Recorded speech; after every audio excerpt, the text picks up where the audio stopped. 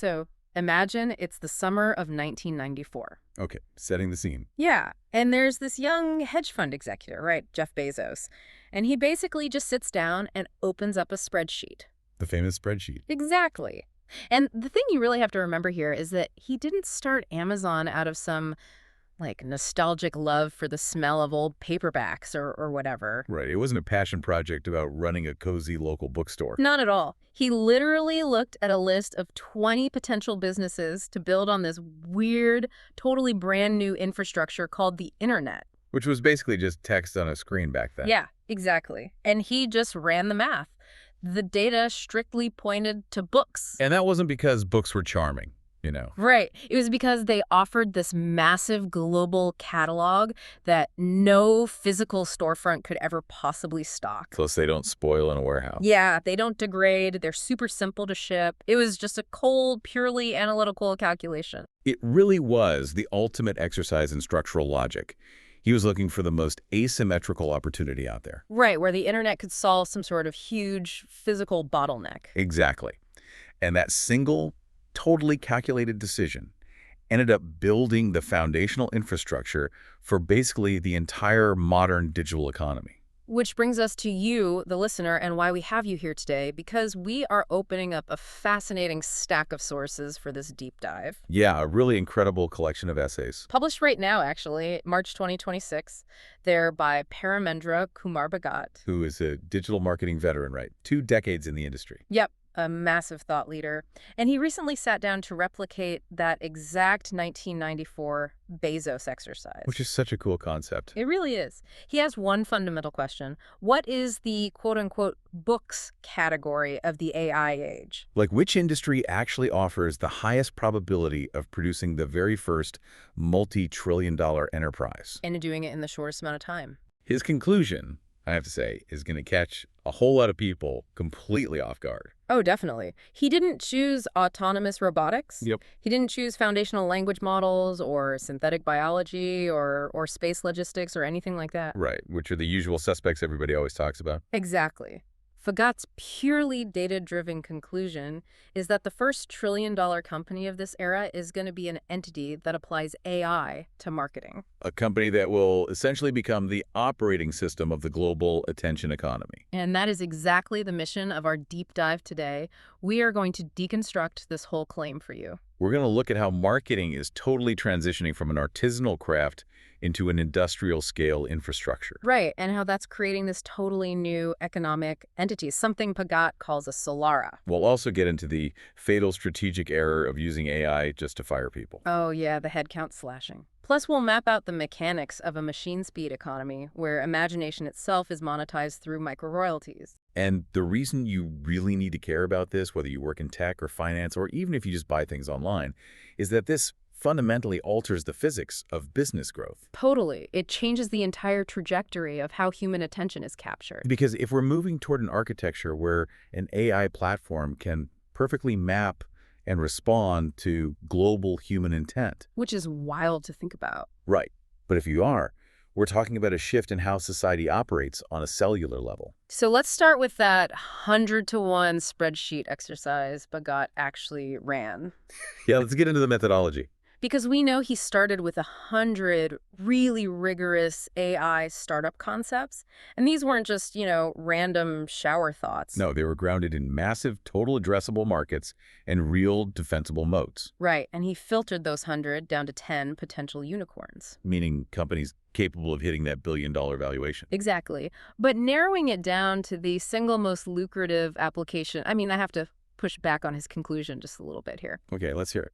Well, if you look under the hood of literally any major corporation right now, marketing is already completely swimming in software. Oh, absolutely. We've got programmatic ad exchanges, multivariate testing dashboards, these automated CRM flows. It's a crowded space. Super crowded. It feels highly saturated, highly optimized. So why on earth is this the trillion-dollar frontier? It's a great question.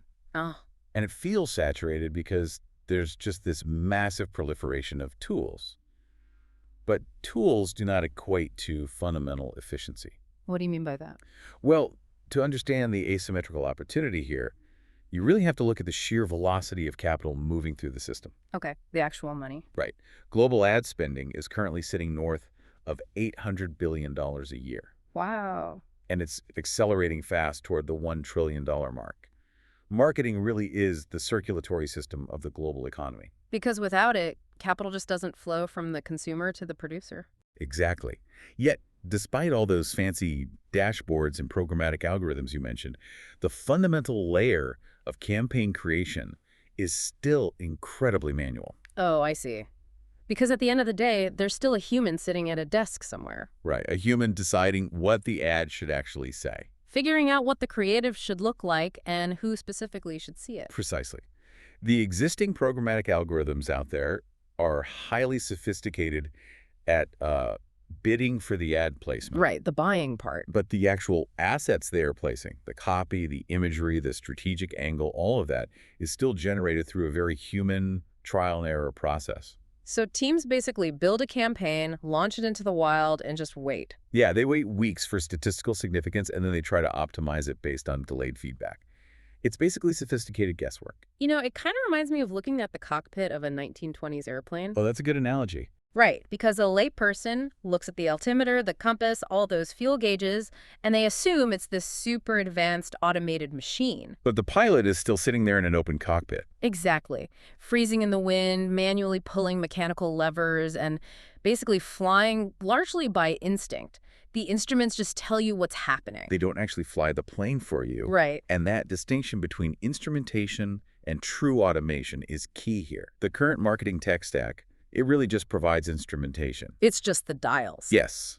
AI, on the other hand, provides the autopilot. When you have an industry moving almost $1 trillion annually, but the core mechanism relies on slow, manual human cognition. The friction is just immense. It is. And AI entirely removes that friction. Vagat argues it does so by reinventing the discipline at the atomic level. And he breaks this down into 5 specific pillars. Right. And does. So let's pull apart those pillars for you. Let's start with the first one, which he calls planetary scale hyper-personalization. Which is a bit of a mouthful. It is, yeah. But we really need to differentiate this from what marketers have been calling personalization for like the last decade. Right, because usually that just means injecting your first name into an email template. Yeah, hi, Dave, buy this. Yeah. Or retargeting a pair of shoes you left in an online cart 3 days ago. Exactly. Traditional personalization really just relies on broad demographic or psychographic segmentation. So putting people into buckets. Right. You group audiences into buckets based on intersecting traits.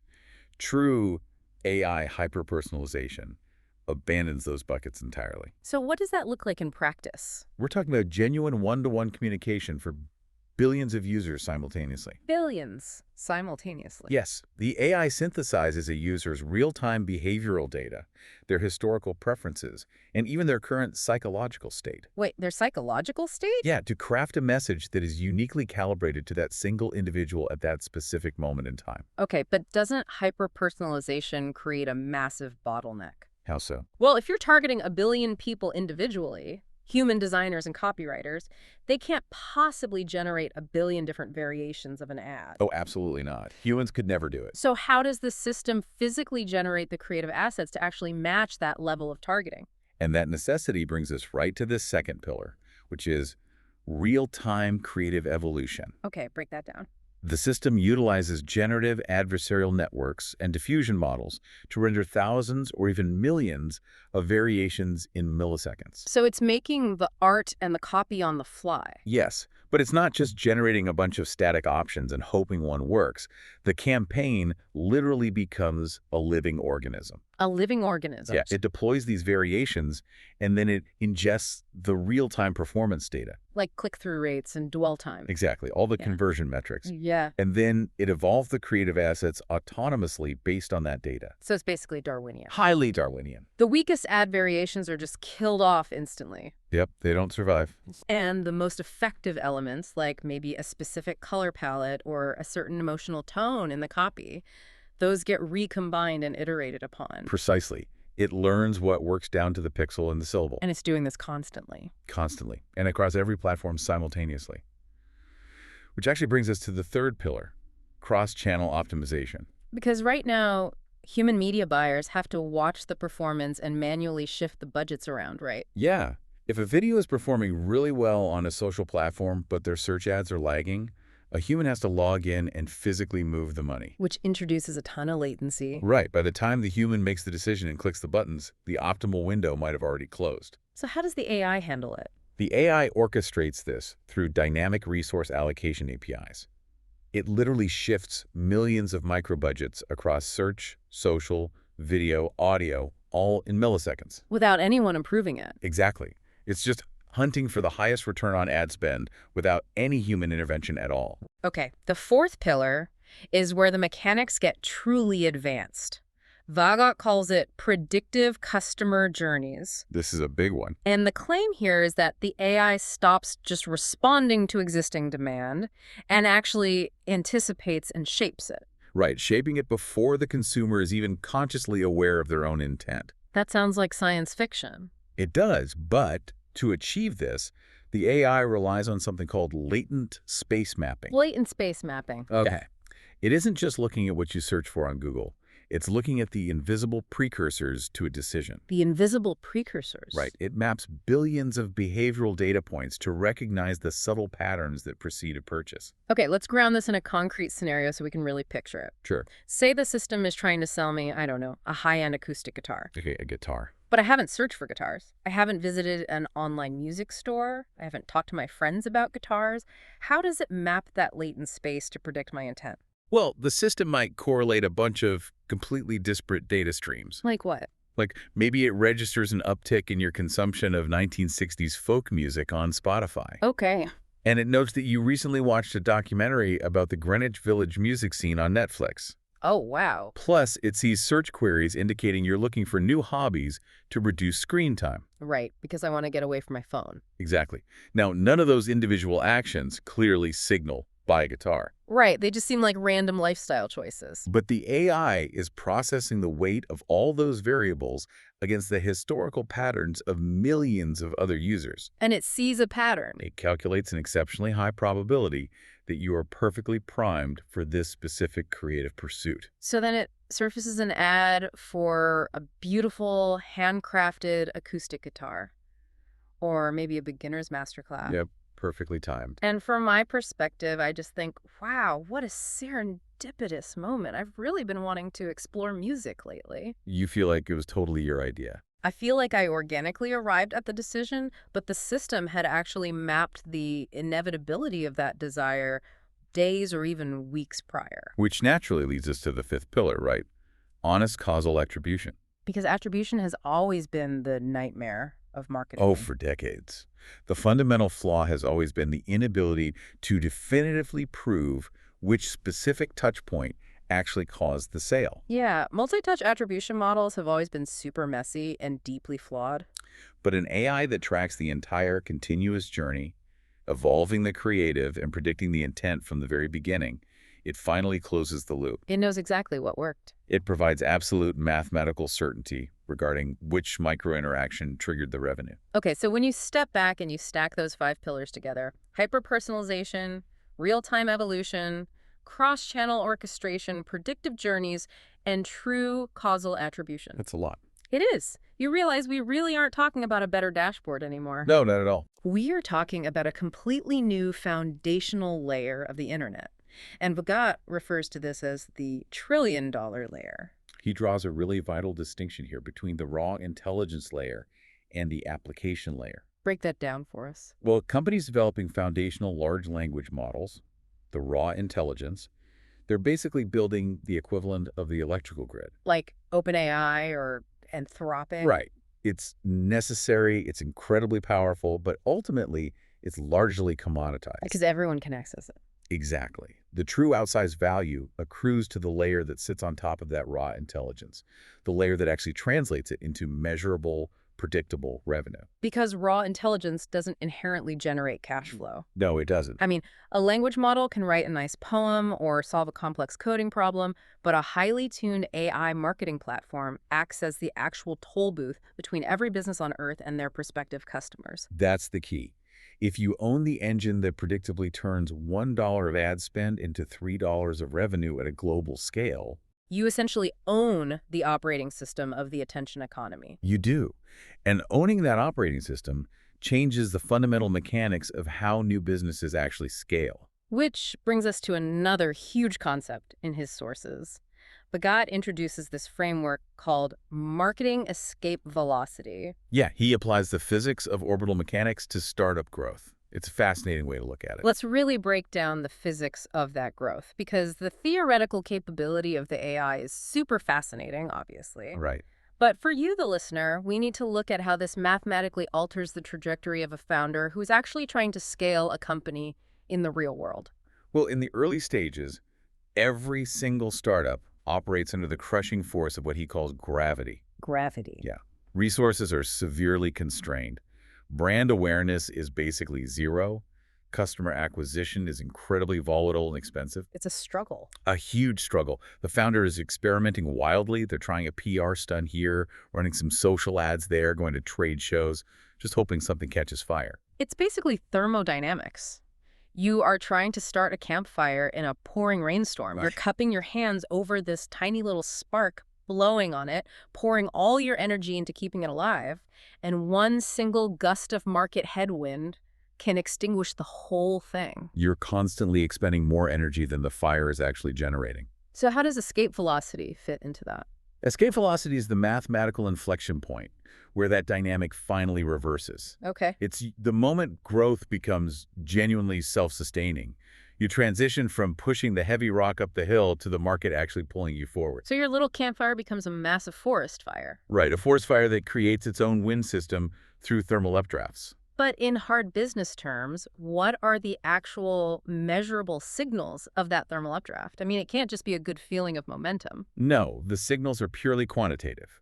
You start to see predictable, scalable customer acquisition costs, or CAC. So you know exactly how much it costs to get a user. Yes. And you see an expanding lifetime value of the customer, the LTV. Right.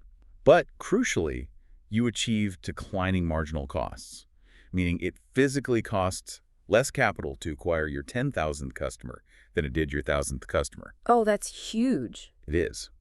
Organic growth begins to outpace paid acquisition, and your overall revenue curve just bends upward in a sustained compound trajectory. But once a company hits that specific mathematical threshold, Phagat points out a really critical psychological dilemma that founders immediately face. The temptation to just cash out. Exactly. But Because the friction of those early days is just so exhausting. it really burns people out. So when a founder finally hits escape velocity, the machine starts humming, and suddenly some legacy tech giant swoops in and offers $100 million or $500 million to acquire them. The pressure to take that liquidity event is just immense. Anyone would be tempted. But the companies that go on to become those category-defining unicorns, they don't sell at that inflection point. No, they do the exact opposite. They compound. Right. They take the generated revenue, and instead of taking profits or selling out, they pour it right back into the engine. Because they recognize that the capital isn't just profit to take home. It's rocket fuel. And this is exactly where the AI platform fundamentally alters the timeline we're used to. Yes, historically, reaching that escape velocity through human-driven marketing required years of A/B testing. Years of burning through venture capital. Billions burned, yeah. And a significant degree of just plain luck in finding product market fit. But an AI marketing engine compresses that timeline exponentially. Right, radically. Yeah. By executing those hyper-personalized, dynamically evolving campaigns across all channels instantly, it basically forces predictable customer acquisition almost out of the gate. It effectively guarantees the optimal path out of the gravity well. It acts as the ultimate accelerator. But access to an accelerator is really only advantageous if you actually understand how to steer the vehicle. That's a very important point. Which brings us to a major strategic trap that Phagat highlights in the sources, something he calls the Dorsey fallacy. Ah, yes. This is perhaps the most urgent warning in Phagat's entire thesis. Let's get into it. He points to a recent, very real-world precedent. Jack Dorsey cutting his workforce by roughly 50%. Right. And Dorsey justified that massive reduction by claiming he was positioning the company ahead of the curve for the AI era. Because the underlying logic there is that if AI can execute the workload of 5 employees, A company could just terminate 4 of them, maintain the exact same output, and radically increase their profit margins. And Bagat labels this efficiency theater. Yes, she does. And I really want to unpack the flaw in that logic for you, because on the surface, from a strict fiduciary standpoint, cutting overhead to increase your margin just seems like standard corporate governance. It is standard for a static market, Okay. but it is completely disastrous in a paradigm shift. Treating AI merely as an instrument for a headcount reduction fundamentally misinterprets the entire nature of the technology. Right, AI is not a cost-cutting tool. No, it is a force multiplier. And Bagat's analogy for this is just brilliant. The walking analogy. Yes. Imagine a society where everyone has walked everywhere their entire lives. Okay. Your entire economic output is strictly limited by the physical distance your legs can carry you in a single day. Right. And then suddenly you are handed the keys to an automobile. A total game changer. Exactly. But instead of utilizing that vehicle to cross the continent, discover new territories, and exponentially expand your economic footprint. You just use the car to drive the exact same walking route to the local grocery store. Right. You accomplish the exact same task, just a few minutes faster. You've adopted a revolutionary technology, but your ambition remains totally anchored to the limitations of the past. You are operating under what economists call the Jevons paradox. Explain that for the listeners. Historically, when a technological advancement increases the efficiency with which a resource is used, the rate of consumption of that resource actually rises, it doesn't decrease. So if you make campaign creation 100 times cheaper and faster, You shouldn't run the same number of campaigns with a smaller team. You should run 100 times more campaigns. exactly. Shrinking your footprint in the face of a true force multiplier is a defensive move. And defense does not win in periods of rapid technological disruption. So how do you play offense? Well, to counter this fallacy, Pagat proposes a strategic framework he calls the up pivot. The up pivot. Yeah, it requires leadership to completely reevaluate the actual function of marketing through 3 specific steps. Step 1 of the up pivot fundamentally redefines the purpose of the marketing department.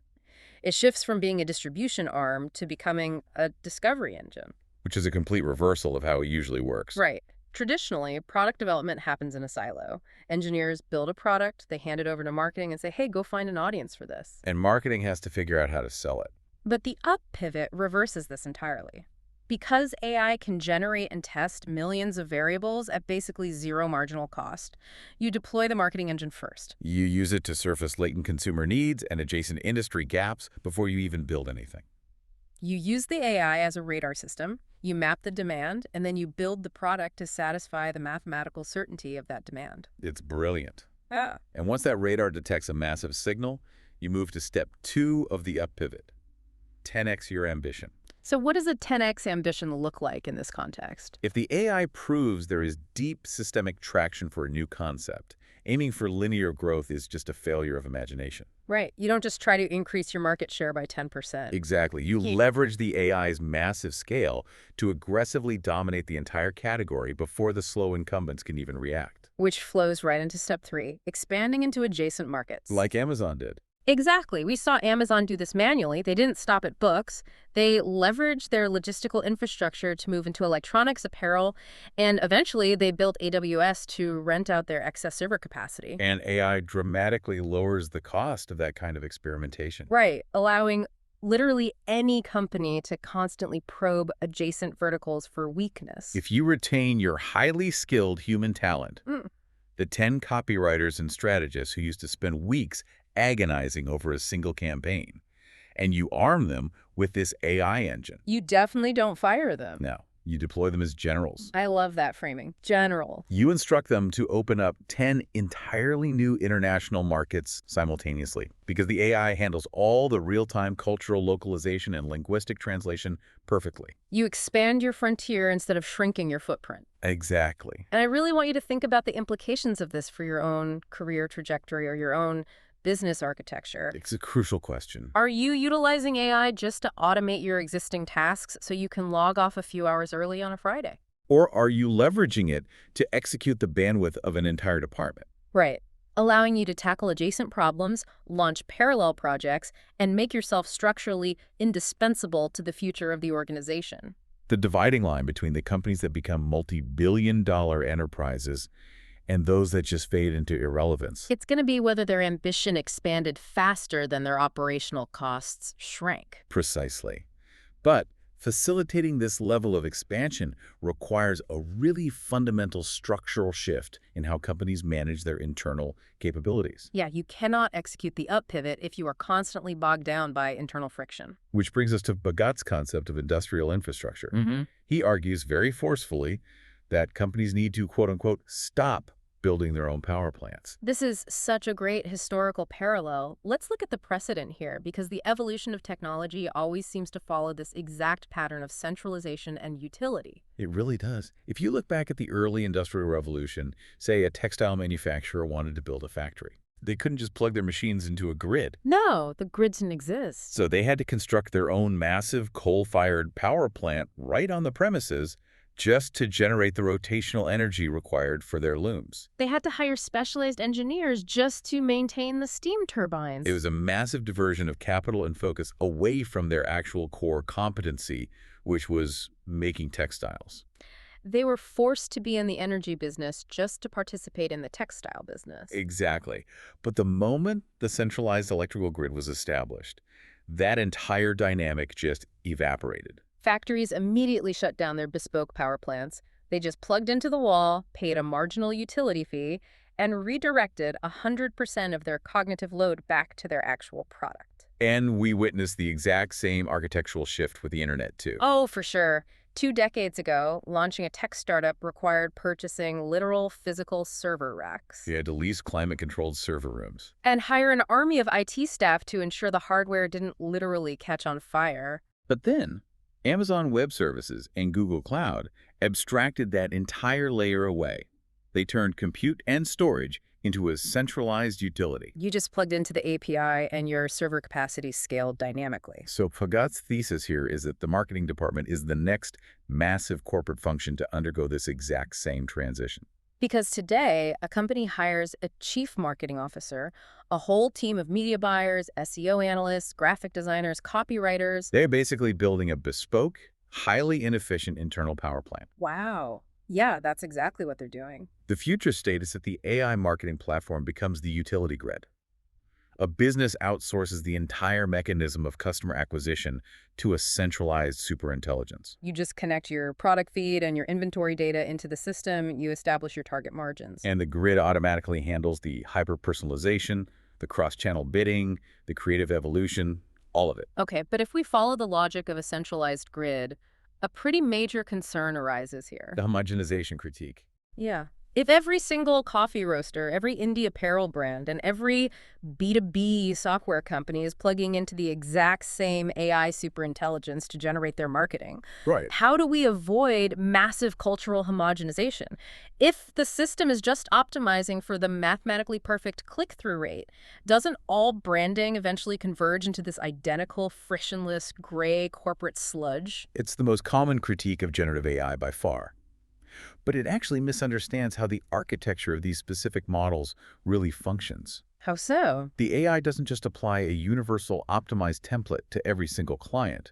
It utilizes advanced retrieval augmented generation, or RA, to deeply ingest the unique context of the entity it's serving. Bhagat calls this the brand's proprietary marketing DNA. Yes. Let's examine the mechanics of how it actually ingests that DNA, because it's obviously not just filling out a multiple-choice questionnaire. No, it is a comprehensive ingestion of the company's entire historical footprint. Like what? The system ingests every customer support ticket they've ever resolved, every previous email campaign, the founder's original pitch deck, Wow. even the specific linguistic quirks used in their internal Slack channel. Internal Slack messages. Yes, in the exact psychological profiles of their highest LTV customers.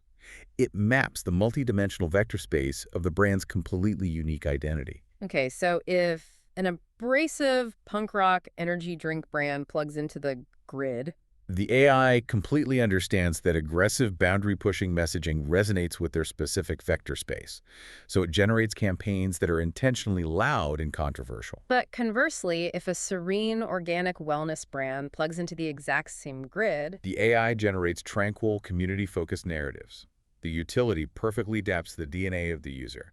It doesn't overwrite it. And by offloading that complex algorithmic execution of persuasion to the grid, the founders actually reclaim their most precious, non-renewable resource, don't they? Which is deep, uninterrupted focus. Exactly. They stop agonizing over Facebook ad bidding algorithms and return to innovating on the actual product itself. But the corollary to this is honestly staggering. Right. If the vast majority of global businesses eventually plug their proprietary DNA into a single, centralized utility to handle their customer acquisition, The company that actually owns that utility grid achieves a scale that completely defies current economic terminology. it does.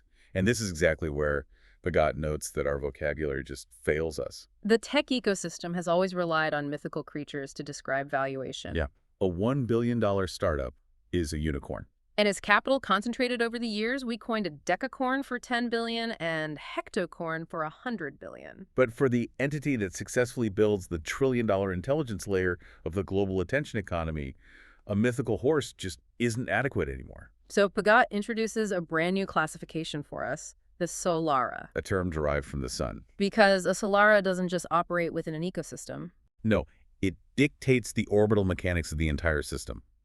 It is a company valued at over $1 trillion that exerts this massive, inescapable gravitational pull. Entire supply chains, ecosystems of third-party developers, and global communication networks literally physically orbit around its infrastructure. It doesn't even compete for market share anymore. It becomes the foundational substrate upon which new markets are built. And Pagott doesn't just leave this as some abstract theory. He actually provides a highly detailed, phased roadmap of how the first Solara will rise to dominance over the next decade. He names this theoretical case study Prometheus AI. Let's walk through the architectural phases of Prometheus, starting right at Phase 1. Phase 1 is labeled the Spark, and it focuses heavily on the automation of imagination. Right. The critical element of Phase 1 is extreme user interface simplicity. When a small business owner logs into Prometheus, they aren't presented with a terrifying array of technical dials and code. They see an interface as clean and simple as a Google search bar. Exactly. They just input their brand identity, their budget constraints, and their core objective. They hit enter, and the system synthesizes the capabilities of conversational AI, CRM logic, and image generation. It essentially acts as ChatGPT, HubSpot, and Midjourney perfectly integrated together. And within seconds, it spins up a fully realized multi-channel campaign that is ready for deployment. Which instantly captures the long tail of the market. Millions of small to medium businesses that could never afford retaining a traditional advertising agency suddenly have world-class marketing. That rapid, frictionless adoption is what fuels the transition into Phase 2, right? Yes, the network effect. Prometheus stops acting solely as a closed product and actively opens its APIs. It transitions into a platform layer. So third-party developers realize they can build highly specialized, vertical-specific modules right on top of the Prometheus engine. Exactly. So you have a developer building a Prometheus module specifically tuned for political campaigning. Optimizing for voter turnout based on municipal data. Right. And another developer builds a module for residential real estate, optimizing property listings based on hyperlocal demographic shifts. So Prometheus basically becomes the central nervous system for thousands of specialized applications. It does. But the true underlying power of Phase 2 is data ingestion. As these millions of micro-campaigns run globally, Prometheus is literally indexing human response. Just as Google organized the world's information by indexing the web. Prometheus indexes the architecture of human desire. It learns precisely what visual stimuli, what linguistic structures, and what emotional appeals trigger action across distinct cultural and demographic boundaries. Which fundamentally alters the capability of the system, triggering Phase 3. And this is where the implications get truly profound. Phase 3 is the intelligence flywheel. Because the system is processing the performance data of billions of campaigns globally in real time, it completely evolves beyond just being a marketing tool. It becomes the most advanced global demand forecasting engine in human history. The best analogy here is probably global weather forecasting. Oh, I like that. Right. Meteorologists don't just look at the sky above them. They monitor microfluctuations in barometric pressure, oceanic temperatures, and wind speeds thousands of miles away. To predict a hurricane before it even forms. Exactly. Prometheus does this with culture and commerce. So it detects a sudden, anomalous spike in engagement with, say, a specific aesthetic, or a novel material, or a niche ideological concept in a hyper-localized campaign in Seoul. And the neural network correlates that tiny microfluctuation with historical propagation patterns. And mathematically predicts that this specific trend will hit the mainstream European market in exactly 17 days. The pure monetary value of that predictive capability is astronomical. Hedge funds, global supply chain logistics companies, sovereign governments, they will all rely on Prometheus to anticipate macroeconomic shifts, Furthermore, Phase 3 sees the launch of an autonomous AI-driven ad exchange. where human media buyers are entirely removed from the equation. You literally have the AI agent representing a global automotive brand negotiating instantaneously with the AI agent representing a global streaming platform. They calculate the optimal audience overlap, they negotiate the clearing price, and they execute the placement in milliseconds. This culmination of predictive intelligence and autonomous execution ushers in the final stage, Phase 4. The Solara moment. Prometheus crosses the $1 trillion valuation threshold. It is deeply embedded as the global infrastructure for persuasion. Every product launch, every major social movement, every piece of cultural entertainment is routed through its optimization algorithms. But here is where we absolutely must address the geopolitical reality of this architecture. We have to, because we are outlining a centralized corporate entity that possesses a flawless algorithmic map of human behavioral psychology. Capable of perfectly calibrating persuasive messaging at a planetary scale. Exactly. I want to keep this analytical and entirely neutral, but if every entity from a local bakery to a federal political campaign is utilizing this system, the concentration of persuasive power is historically unprecedented. Staggering. How does a Solara survive Phase 4 without being immediately dismantled by global regulatory bodies under antitrust or democratic security concern? Is the existential hurdle of the Solara phase. Bhagat's analysis suggests that traditional corporate lobbying or, tech opacity will completely fail here. They can't just hide behind closed doors. No. To survive, Prometheus must adopt a posture of radical, verifiable transparency. Trust becomes its only truly defensible moat. But how do you actually audit a system whose decision-making occurs in a multidimensional vector space that human brains can't naturally comprehend? That's the challenge. How do you make a literal black box transparent? You have to engineer explainability right into the foundational layer.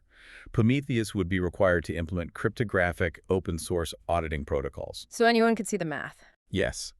They would have to mandate emotional calibration disclosures, essentially, watermarking campaigns, so the public explicitly understands when an AI is attempting to leverage specific psychological triggers. So instead of engaging in an adversarial relationship with regulators, They would have to proactively invite ethicists, behavioral economists, and sociologists onto a binding governance board. They have to co-author the regulations with them, proving mathematically that the system acts as a neutral utility, not an ideological manipulator. because if the public or the regulatory bodies lose faith in that strict neutrality, The Solara faces instantaneous global fragmentation. It would be broken up overnight. and part of maintaining that societal trust requires ensuring that the system doesn't just extract value from human creators, but actively enriches them. Which leads us to the most visionary, paradigm-shifting concept in Phagat's essays, the introduction of the Prometheus Protocol. The Prometheus protocol is designed to solve the massive foundational friction between generative AI and human creators. Because currently, foundational models creep the internet, right? They train on the labor, art, and writing of millions of humans without attribution or compensation. It's a huge point of contention. But the protocol completely upends this by establishing a decentralized, automated system of micro-royalties for the fundamental building blocks of ideas. Explain the mechanism of how a system can actually attribute and compensate for something as abstract as an idea or a style. Well, it requires looking at creative output not as a finished, static product, but as a compilation of unique semantic and visual hashes. Okay. If you think about the music industry, organizations like ASCAP or BMI Monitor, radio broadcasts, and streaming platforms, Right. if a station plays a specific song, the system ensures the songwriter receives a fractional royalty payment.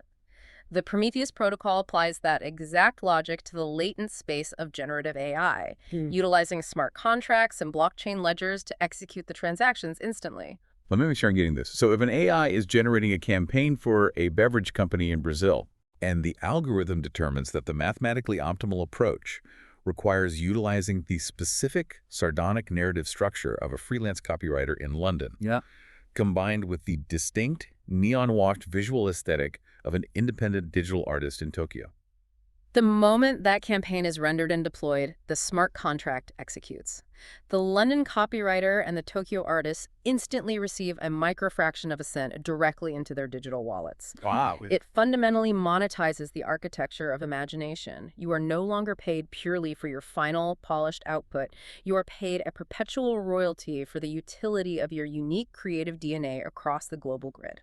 That is incredible. And this creates a fascinating geometric map of culture that Bogat refers to as the attention graph. The attention graph. It physically maps how a specific meme, an emotional resonance, or a visual motif propagates across different demographics and borders in real time. And it gives birth to the AI to AI marketplace. We touched on this earlier, but the mechanics are incredible.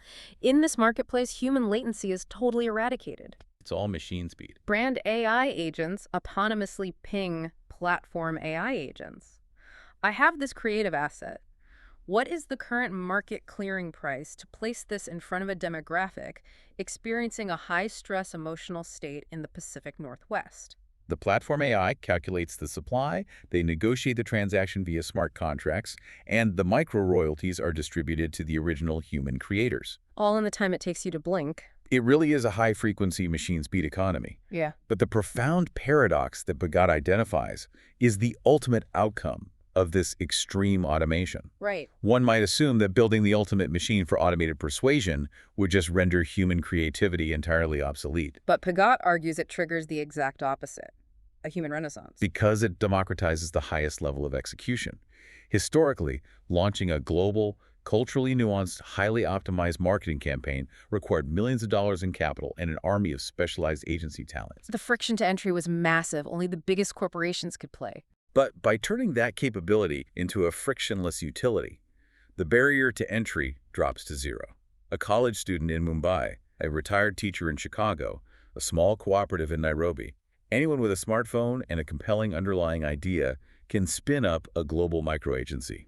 They possess the operational capability of a Fortune 500 marketing department right in their pocket. The AI handles the algorithmic execution, the localized translation, and the dynamic bidding, elevating the value of the uniquely human element, the core vision, the authentic origin story, the raw spark of the idea. Human intelligence provides the irreplaceable seed, and the artificial intelligence provides the planetary scale distribution. They don't replace each other, they act in perfect symbiosis. And that symbiosis is the ultimate defining characteristic of a true Solara. A monopoly extracts value and hoards it, eventually stagnating the entire ecosystem. But a Solara radiates value. It provides the foundational infrastructure that empowers millions of peripheral entities to thrive, innovate, and generate wealth, accelerating the velocity of the entire global economy. We have covered a massive expanse of intellectual territory today. We really have. We started by examining Jeff Bezos's cold mathematical logic in 1994, using constraints to identify the optimal launchpad for the internet era. And we followed Paramanindra Kumar Bogat as he applied that exact same rigorous framework to identify AI marketing as the asymmetrical trillion-dollar frontier of our current era. We dissected the underlying mechanics of how AI reinvented the discipline, moving past simple segmentation into vector-mapped hyper-personalization. Real-time Darwinian creative evolution. And the mapping of latent demand to predict customer journeys.